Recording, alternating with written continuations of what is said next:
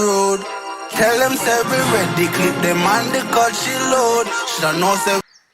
Hello everyone, मेरा नाम है विशाल सिंह राव। तो आज मैं आपको बताने वाला हूँ हाउ टू डू अ टक प्लंज।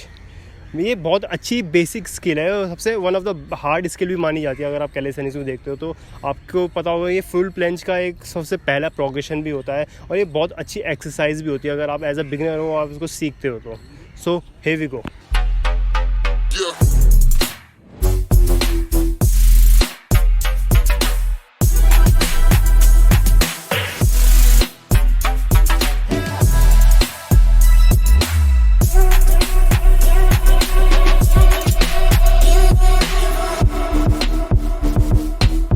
स्टार्ट करने से पहले आपको दो चीज़ें ध्यान में रखनी पड़ेगी। एक है आपकी स्ट्रेट आर्म आपको हमेशा रखने पड़ेंगे, आपके जो भी प्रोग्रेशन में बताऊंगा, और आपकी स्पैकुला ऑन रख के करनी होगी। स्पैकुला आपकी बैक का अपर पार्ट होता है, आपकी अपर बैक होती है, उसका एक पोर्शन होता है, उसे हम स्पैकुला कहते हैं। आपको ये दो चीज़ें ध्यान में रख के करनी होती है कि आपको आपका स्ट्रेट आर्म करते हुए रखना है हर प्रोग्रेशन में और आपकी स्पैकुला ऑन करके चलनी है।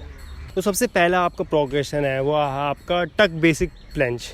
इसमें क्या होता है, इसमें आपके नीज़ आपके बिल्कुल ऊपर होते हैं, आपके चेस्ट से टच हुए होते हैं और आपकी आर्म स्ट्रेट होती है और स्पैकुला ऑन करके आपका होल्ड होता है। ये आपका बिल्कुल बिगिनर्स का होता है आपका होल्ड। ये आपको ये प्रॉपर इसे बहुत लोग क्या गलती करते हैं कि इसको टक प्लंज सोच के इसको करने लग जाते हैं इस प्रोग्रेशन को, पर एक्चुअली ये टक प्लंज नहीं होता है। ये बिल्कुल बिगिनर वाला और एक बेसिक ही मूव होता है आपका टक प्लंज का। तो इसको आपको कम से कम 15 सेकंड का होल्ड आपको जब तक लेना हो तो आप नेक्स्ट प्रोग्रेशन के लिए ना बढ़े। नेक्स्ट आपका प्रोग्रेशन है आपका एडवांस फ्रॉग स्टैंड।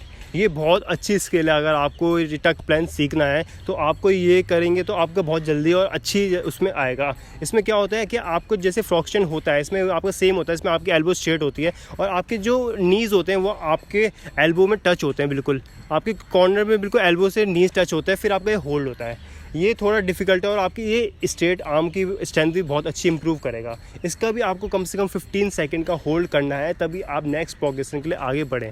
नेक्स्ट आपका प्रोग्रेशन है आपका प्लंज लीन।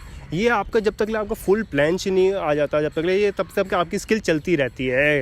ये आपका क्या होता है, आपके स्ट्रेट आर्म, आपकी कोर, आपकी स्पैकुला की जो भी आपकी एक्टिवेशन है सब कुछ एक साथ करता है और बहुत अच्छी स्किल है अगर आप इसको करेंगे तो प्लंज सीखते रहें। फिर आपकी जो आपकी नेक्स्ट एक्सरसाइजेज हैं जो मैं आपको दो बता रहा हूँ, इसमें क्या होगा, आपको बैंड का हेल्प है तो बैंड से आप इसको रेजेस मारिए या फिर आप इसको होल्ड भी कर सकते हैं आपको बैंड से। जैसे मैं स्ट्रेट आर्म होल्ड होता है, या आप अगर आप बैंड नहीं है तो आप डंबल से भी यूज़ करते हैं। पर ये है कि आप थोड़ा स्मॉल पहले छोटे छोटे डंबल से जैसे 1 kg से स्टार्ट कीजिए, फिर आपकी स्ट्रेंथ धीरे धीरे बढ़ती रहेगी तो आप वैसे उस हिसाब से वेट उठाते रहिए।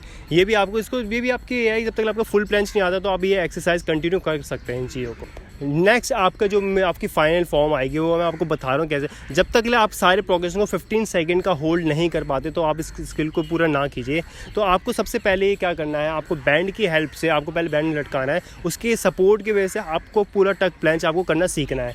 ये जब तक आपको बैंड से 15 सेकंड का होल्ड नहीं होता तो आप इसको नॉर्मल करें नहीं। आपको जो भी होता है जब तक आपका 15 सेकंड का होल्ड हो गया, अच्छे पोस्चर में हो गया, तो आप इजीली इसको अटेम्प्ट करिए तो आपसे होने लग जाए।